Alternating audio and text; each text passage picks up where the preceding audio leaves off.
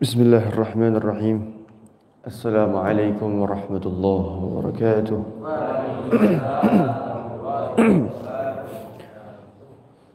Alhamdulillah al-qawi al-ghalib al-wali al-talib al-ba'ith al-warith al-madih al-salib alim al-kain wal-ba'in wal-za'il wal-dhahib يسبحه الآفل والمائل والطالع والغارب أشهد أن لا إله إلا الله وحده لا شريك له صلى الله عليه وسلم وعلى آله وأصحابه أولي المآثر والمناقب صلاة وسلاما دائمين متلازمين يأتي قائلهما يوم القيامة غير خائب. أما بعد.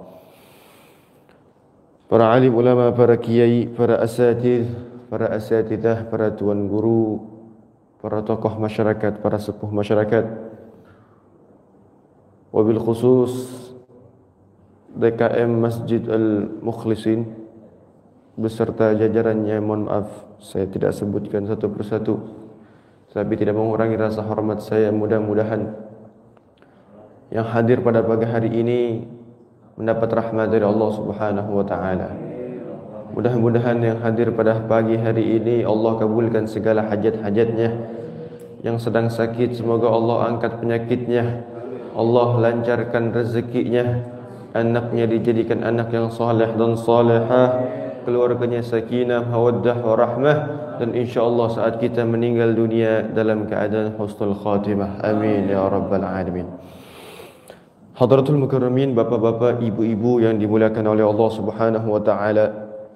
Alhamdulillah, setelah kita melaksanakan bulan suci Ramadan kemarin, ini tadi saya dengar pertama kali lagi mengadakan pengajian, betul Bapak? Insyaallah pengajian yang seperti ini adalah pengajian yang sangat baik, pengajian yang sangat luar biasa.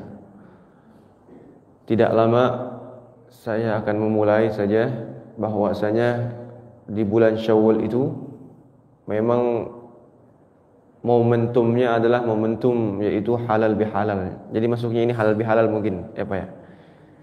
Halal bihalal. Kira-kira di Depok masih ada halal bihalal apa enggak?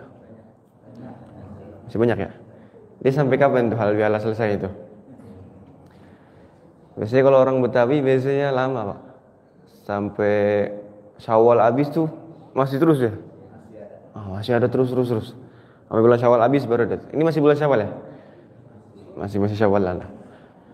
Sedikit saya singgung masalah halal bihalal, bahwasanya para ulama kita sudah banyak sekali yang menyebutkan tentang halal bihalal, tentang tali silaturahim.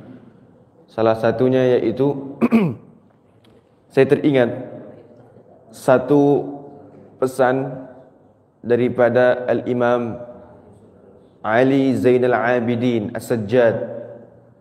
Beliau pernah mengatakan kepada anaknya, pernah bilang seperti ini kepada anaknya, ya bunayya la tashabanna qati'ar rahim. Wahai anakku, kata Imam Sajjad, kata Imam Ali Zainal Abidin, wahai anakku, la tashabanna qati'ar rahim. Jangan sekali-kali kamu berteman, kamu akrab sama orang yang suka mutusin tali silaturahim. Ini kata Imam Ali, berteman sama orang yang suka mutusin tali silaturahim jangan. Berteman aja jangan begitu. Apalagi kita yang mutusin. Kenapa beliau mengatakan demikian kepada anaknya? Beliau mengatakan, fa inni wajadtuhu mal'unan fi kitabillah. A'udzubillah. Karena kata beliau, karena saya mendapati orang yang suka memutuskan tali silaturahim kepada saudaranya, maka dia dapat laknat, dapat kutukan dari Allah Subhanahu wa taala. Itu kata Imam Ali Zainal Abidin As-Sajjad. Banyak sekali ayat tentang mengatakan bahwasanya orang yang memutuskan tali silaturahim akan dikutuk banyak sekali. Fa hal asaitum in tawallaitum an tufsidu fil ardi wa tuqatti'u arhamakum. Dan banyak sekali.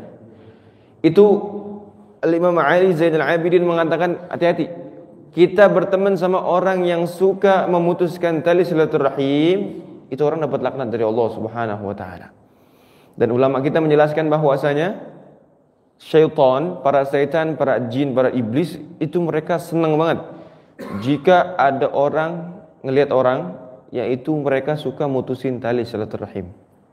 Jadi setan paling suka sama orang yang suka mutusin tali silaturahim. Kira-kira sekarang banyak apa enggak, Pak? Yang mutusin tali silaturahim sama keluarganya banyak apa enggak?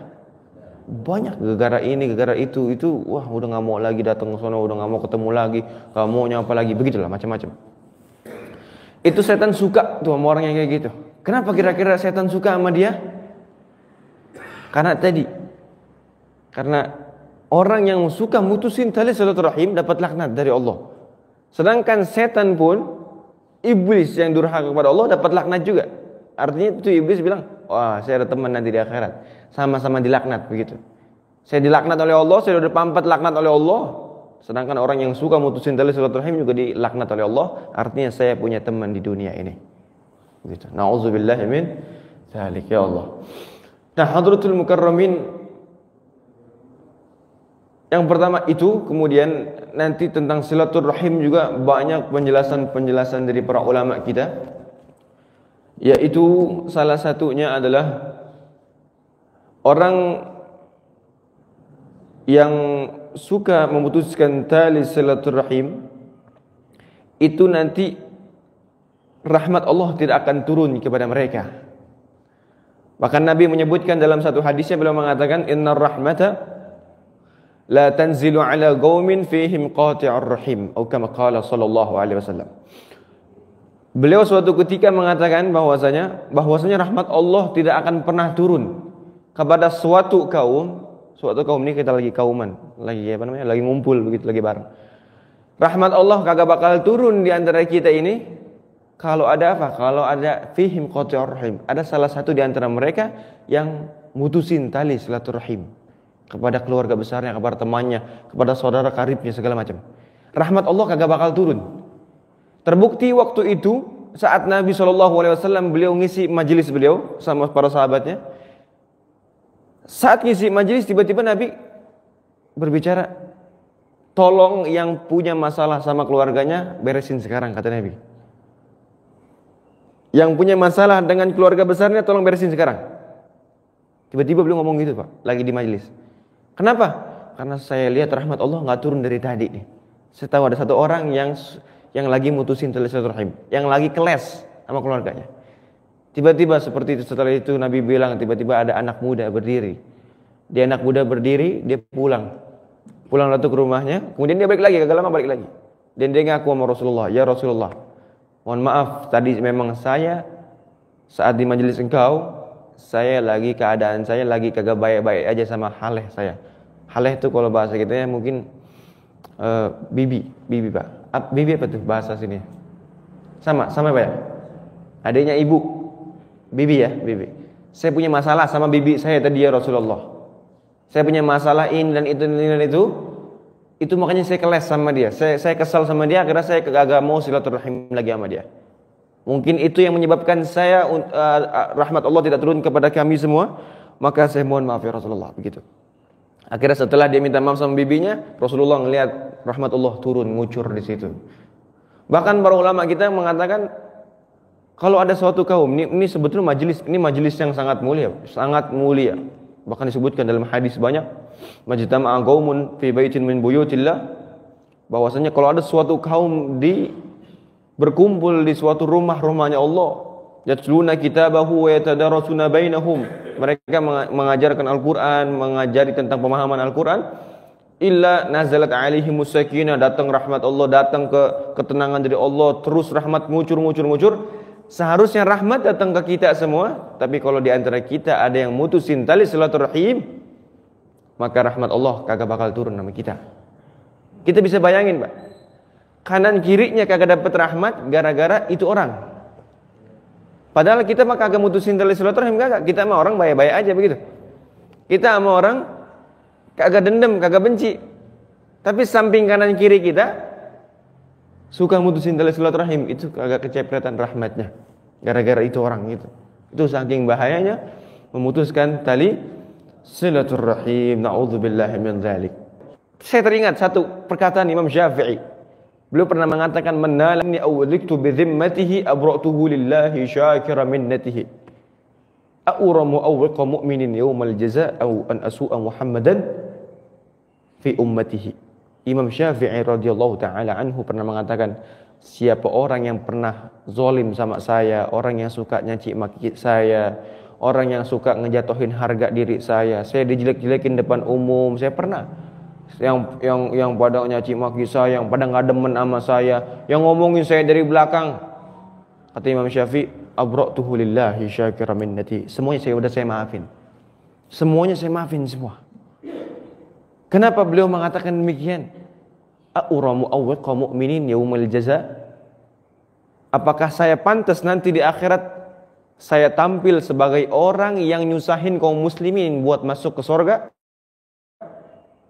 Ini kaum muslimin semuanya pengen masuk surga nanti di akhirat. Tapi saya nyusahin gara-gara saya tuntut mereka. Saya nggak mau kayak gitu. Saya masih punya harga diri, kata Imam Syafi'i. Au an asu'a Muhammadan fi ummatihi.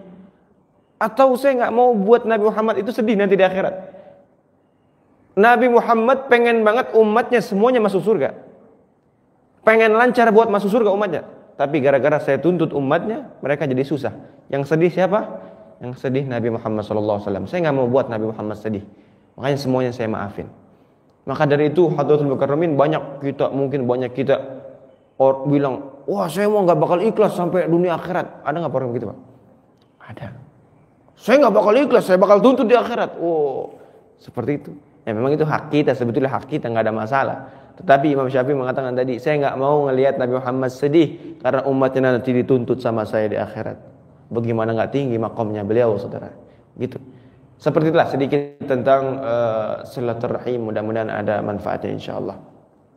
Hadratul Mukarramin, tema yang akan kami ambil pada hari ini yaitu fastabiqul khairat.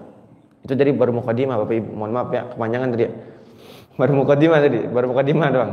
Karena tentang masih momentum halal bihalal. Tentang fastabiqul khairat, yaitu kita berlomba-lomba dalam kebaikan, berlomba-lomba dalam meraih pahala dari sisi Allah Subhanahu wa taala. Sebetulnya mungkin sudah dibahas oleh guru-guru kita, ustaz-ustaz kita, ulama-ulama kita tentang fastabiqul khairat yang begitu luar biasanya. Hadratul Mukarramin, banyak sekali cara-cara kita meraih kebaikan. Salah satunya ini. Keadaan seperti ini, momentum seperti ini, momentum kita ta'lim, majelis ilmu ini luar biasa sekali. Orang yang datang ke majelis ilmu kira-kira susah apa enggak, Pak? Bu? Orang datang ke majelis ilmu gampang apa susah? Susah-susah gampang sebetulnya ya, Pak ya. Susah gampang kata gitu. Orang yang datang ke majelis ilmu itu adalah orang-orang pilihan dari Allah Subhanahu wa taala. Mudah-mudahan kita semua orang pilihan, Pak. Karena enggak gampang datang ke majelis ilmu, itu enggak gampang. Bisa jadi ada orang yang dekat banget sama majelis ilmu kagak mau datang. Ada aja orang begitu. Orang yang datang ke masjid ada orang pilihan. Banyak sekali. Itu pilihan-pilihan Allah Subhanahu wa taala. Sebetulnya tadi setelah kita mungkin nanti setiap hari Ahad pagi itu ada orang yang buka pintu ini gampang aja, dia pulang langsung gampang aja. Tapi ada orang yang netep di sini, kakinya ditahan oleh Allah Subhanahu wa taala. Kakinya jaga, ini kata Allah dipilih sama Allah Subhanahu wa taala. Bahkan Nabi Muhammad sallallahu alaihi wasallam beliau suatu ketika mengatakan, "Man yuridillahu bihi khaira yufaqihu fid din." Kata Nabi sallallahu alaihi wasallam, siapa orang yang dikehendaki oleh Allah. Ini Allah yang pengen, bukan kita. Tapi Allah yang pengen. Siapa orang yang Allah pengenin dia jadi orang baik, dia jadi orang bagus, bukan yaitu hartanya bukan ditinggiin, hartanya bukan lebih banyak, bukan. Tapi ciri tanda orang pengen dijadikan orang baik oleh Allah Subhanahu wa taala adalah yufaqihu fid din. Maka Allah akan ringankan kaki orang itu, atau Allah akan ringankan dia untuk bisa memahami ilmu-ilmu agamanya dia. Jadi orang yang insya Allah yang sering menuntut ilmu itu adalah orang baik, ciri-ciri orang baik. Ciri-ciri orang yang Allah pengen kehendaki orang baik, insya Allah. Mudah-mudahan kita semua dicatat oleh Allah sebagai orang baik. Amin ya rabbal alamin. Hadratul Mukarramin, banyak sekali tentang fadilah menuntut ilmu. Salah satunya Imam Abdullah bin Ali al-Haddad, beliau pernah mengatakan bahwasanya orang yang menuntut ilmu itu adalah seperti, mohon maaf, seperti air najis yang dicemplungin ke laut. Misal seperti contoh, beliau mengatakan, yaitu contoh ada orang buang air kecil, Pak. Buang air kecil, kemudian air kecilnya dimasukkan ke botol. Itu air kecil, air kencing itu najis apa enggak kira-kira? Najis, dia najis. Sampai itu dibawain ke botol, tiba-tiba dia bawa ke lautan sana. Ke lautan, ke Anyer misal begitu. Sampai di Anyer itu air kencing dibuang sama dia. Dibuang ke lautan yang begitu besar. Setelah dibuang ke lautan begitu besar, diambil lagi itu air kencing. Itu air laut yang kelempangan pisan sama air kencing yang kita tuangin tadi. Diambil. Maka setelah itu kira-kira jadi najis lagi apa enggak tuh? Air najisnya tadi. Itu air jadi suci. Karena telah disucikan oleh air begitu banyaknya. Sama seperti orang yang menuntut ilmu. Keadaan kita dari rumah tadi mungkin kita banyak dosa, banyak ngelakuin kesalahan kepada Allah Subhanahu wa taala.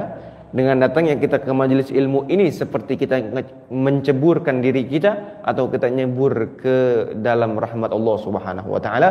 Insyaallah setelah pulang dari sini dosa-dosa kita bersih. Insyaallah mudah-mudahan dosa kita setelah pulang dari sini seperti bayi yang baru dilahirkan oleh Allah Subhanahu wa taala. Amin ya rabbal alamin.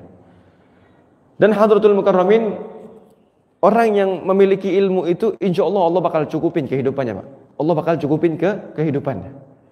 Dulu ada satu riwayat, ini saya ingat sekali, luar biasa, ini cerita luar biasa. Ini untuk ibu-ibu terutama. Bu, dulu ada dua ulama besar. Ulama besar, dua-duanya ini ulama madhab Syafi'i. Satunya Imam Romli dan satunya Imam Ibnu Hajar Al-Haytami. Ibnu Hajar Al-Haytami dan Imam Romli ini sehidup sezaman. Dan kemudian Imam Romli ini adalah orang kaya lah, ibarat kata apa namanya itu, Pak? Dia punya kontrakan sono sini. Apa tuh bahasa Depoknya apa tuh? Juragan, ya, juragan kontrakan begitulah kira-kira. Beliau punya pemandian yang luar biasa, banyak pemandian yang bisa disewain begitu, kayak kontrakan lah begitu. Hidupnya luar biasa, beliau tinggi, ekonominya luar, alhamdulillah, beliau gitu tinggi. Sedangkan Imam Ibnu Hajar Al-Haytami, beliau ini hidup sederhana, mungkin ngontrak beliau hidupnya.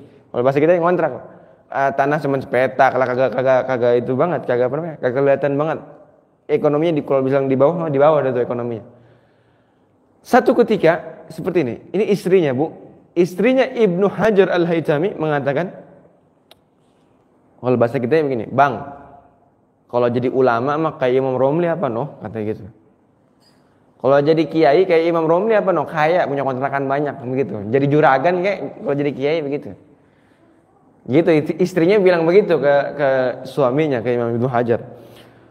Setelah istrinya bilang kayak gitu ke suaminya, tiba-tiba diajak sama Imam Ibnu Hajar, "Neng, ikut saya dah." Diajak tuh sama Imam Ibnu Hajar. Kira-kira diajak kemana, Pak? Kemana?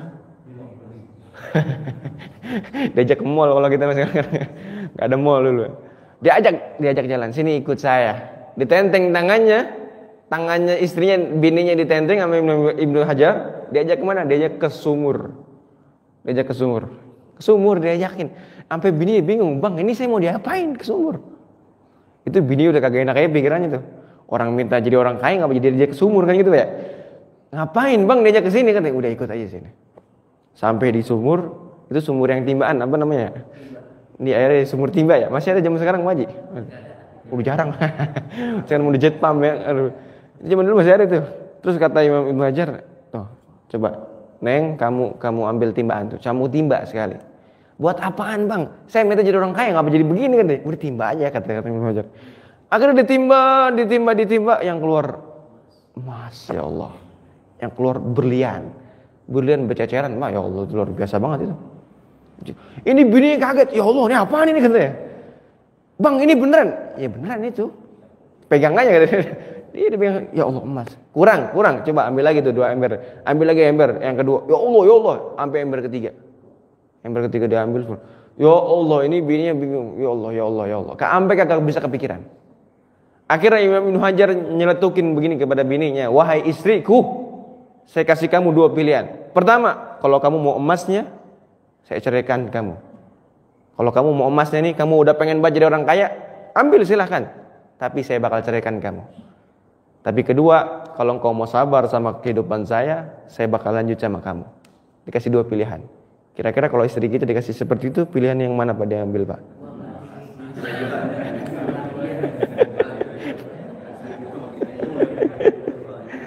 Sayang banget, nggak benar emas sih. Lakinya dibuang katanya.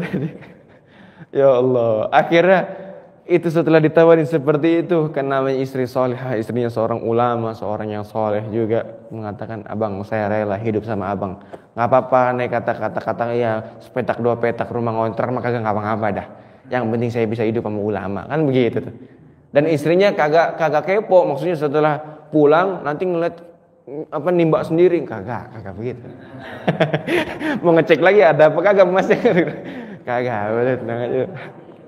Orang saleh luar biasa. Itu karomah lah, luar biasa sekali. Bahwasanya orang yang berilmu bakal dicukupin oleh Allah Subhanahu wa taala. Nah, Hadratul Mukarramin, pesan dari para ulama itu teruslah kita mengaji. Terus sampai kapanpun kita harus mengaji. Hal-hal yang seperti ini, kajian Ahad subuh, laksanakan tiap hari. Laksanakan. Jangan sampai lupa, jangan sampai bolos kalau bisa juga. Karena kenapa? Banyak Pak orang zaman sekarang kalau diajak ngaji alasannya ada aja, ya enggak? Bang, ngaji bang, apa jawaban dia? Duluan dah, gitu. Anak nanti sibuk ngurusin anak, cucu, segala macam.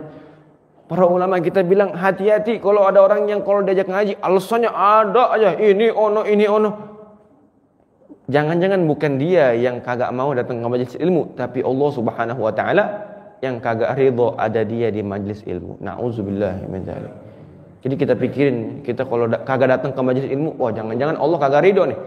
Jangan-jangan Allah kagak demen kalau ada saya di majelis ilmu tuh. Begitu. Ya Allah, itu sentuhan hati, pecutan buat hati kita. Kalau kita majelis malas datang ke majelis ilmu, hati-hati. Jangan-jangan Allah kagak ridho. Allah kagak suka kalau kita ada di majelis ilmu. Nauzubillahi min dzalik. Nah, Hadratul Mukarramin yang dimuliakan oleh Allah Subhanahu wa taala. Terakhir, dari tadi perasaan kucing lewat mulu, kenapa ya, Be? Lewat sini, lewat sana. Oh iya, biar dapat rahmat juga kucingnya, Masya Allah gitu.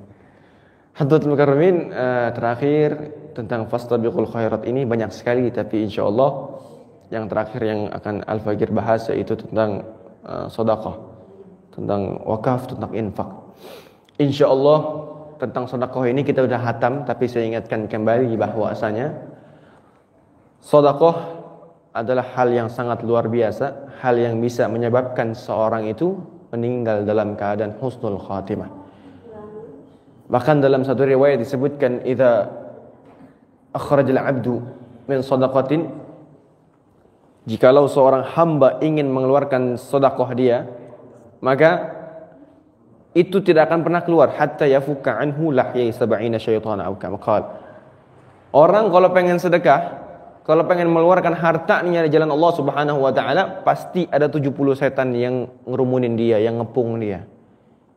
Kira-kira setan ngapain tuh, Pak? 70 setan ngepungin kita ngapain kira-kira? Hah? Itu setan ngepungin kita, dia bisikin begini. Bang, kalau sedekah jangan banyak-banyak, kata begitu. Sedekah jangan banyak-banyak, nanti anak ente ke depan mau makan apa? Begitu kira-kira. Kontrakan mau pakai apa? Begitu tuh. Begitulah sedikit-sedikit tinggal. Nanti anak bini mau dikasih 4 segala macam. Kalau kita pengen sedekah 2 juta, 3 juta, 4 juta, kepikiran enggak Pak kira-kira, Pak? Kepikiran enggak, Pak? Ada pembangunan masjid, ada ajakan wakaf 4 juta kita keluarin, jeger. Kira-kira kepikiran enggak tuh? Kepikiran. 4 juta, 5 juta kepikiran. Kalau 2.000 mah kagak, ya enggak? Ya enggak, Pak? 2.000 mana, masa 2.000 kepikiran gitu kan? Masya Allah, saya sedekah 2.000 luar biasa. Nggak mungkin. Tapi 4 juta, 5 juta itu bakal kepikiran. Dan insya Allah itu orang yang bisa mengeluarkan harta sebanyak itu, sebanyak yang dia keluarkan, itu setan gedek sama dia. Dan kata para ulama, salah satu amalan yang paling bikin dongkol setan, yang paling bikin gedek setan adalah sedekah. Kenapa itu? Karena bisa menyebabkan seseorang bisa meninggal husnul khotimah. Lah iya, setan udah capek-capek godain dia buat suul khotimah, buat masuk neraka bareng sama dia. Tiba-tiba dia banyak sedekah. Sedangkan sedekah itu dibuka peluang oleh Allah biar matinya husnul khotimah. Oh, kesel dia. Yang seharusnya jadi teman saya karena dia banyak sedekah. Maka harapan saya tipis buat godain dia lagi gitu. Dan insya Allah sedekah ini sangat luar biasa. Kira-kira saya mau tanya, sedekah paling baik sedekah apa, Pak?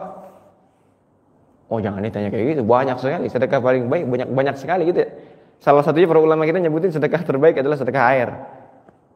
Kenapa kira-kira sedekah air sedekah terbaik? Ini oasis.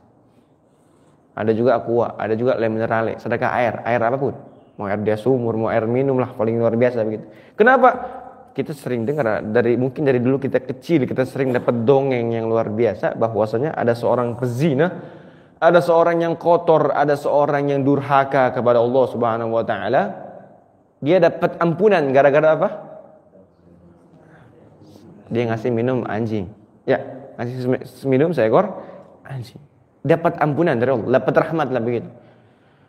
Ulama kita mengatakan, kalaulah seorang pelacur saja, seorang pezina yang kotor, yang setiap hari berbuat dosa besar kepada Allah, dia dapat rahmat dari Allah, dapat ampunan dari Allah gara-gara ngasih minum seekor binatang, seekor anjing yang hina juga. Dapat rahmat gara-gara ngasih hewan yang hina, hewan yang najis, dapat ampunan. Lalu bagaimana dengan kita umatnya Rasulullah, ngasih minum juga kepada umatnya Rasulullah? Dapat apa kira-kira? Dapat apa Pak kira-kira Pak? Ya Allah, nggak cuma rahmat, mungkin lebih lagi. Itu pelacur dapat rahmat gara-gara ngasih minum seekor anjing yang najis. Kita umatnya Rasulullah, kita umatnya Rasulullah, ngasih minum umatnya Rasulullah juga. Dapat apa kira-kira? Fadilah sangat besar. Itu para ulama mengatakan sedekah terbaik adalah sedekah air. Banyak sekali sedekah ini, sedekah itu. Banyak, luar biasa. Sedekah tidak akan ada pernah batas, ya Bapak Ibu yang dimuliakan oleh Allah Subhanahu wa taala. Namun saya ingin mengingatkan bahwasanya ada orang-orang yang cerdas dalam ibadah dia. Ada orang-orang yang bisa memanage ibadah dia. Orang yang bisa mempertimbangkan amal ibadah dia. Gimana caranya dia sedekah sekali, kemudian pahalanya terus sampai nanti di alam kubur dia. Pahalanya terus sampai nanti saat dia menghadap kepada Allah Subhanahu wa taala. Gimana caranya? Dia wakaf. Wakaf apa? Silahkan wakaf apapun. Selagi itu berguna untuk kaum muslimin, insya Allah pahala akan terus mengucur buat dia sampai nanti dia bertemu dengan Allah Subhanahu wa taala. Salah satunya Hadratul Mukarramin, yaitu wakaf Al-Qur'anul Karim.